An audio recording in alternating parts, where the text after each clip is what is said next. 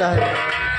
प्यारे प्यारे साथियों, प्यारे प्यारे साथियों, दूर दराज से हमें सभी नौटंकी कला के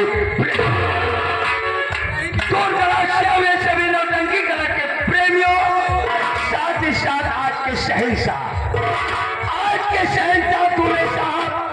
दूल्हे साहब के साथ आए हुए सभी बारातियों, दूल्हे साहब के साथ आए हुए सभी बारातियों, उपस्थित घरातियों तथा मेरी माताओं बहनों,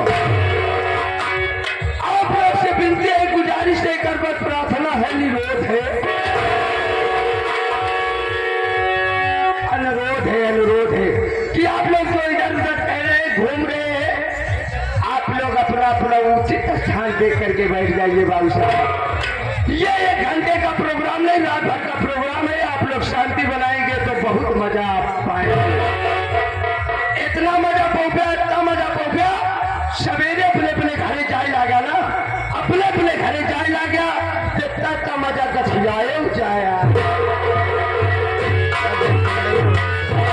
ये हमारे बारात मालिक साहब बहुत बढ़िया बारात लेके आए हैं। साथ ही साथ आप लोग के मनोरंजन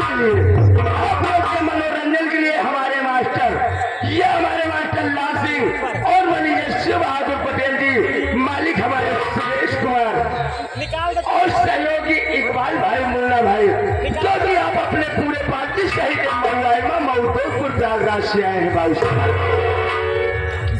सबसे पहले आप लोग के कष्ट दे चाहते हैं, ये कष्ट दे चाहते, न कहीं आना है न कहीं जाना है, न कहीं आना है न कहीं जाना है, यही बैठे जे ओलरा है ओलरे रजाई के तरे ये भैया खड़े ले के है, काले के है, परमात्मा के नाम, भगवान के नाम ले लिया जाए, मन निर्मल हो जाए, शरीर स्वच्छ हो जाए, भगवान के पास हो जाए, धरती माई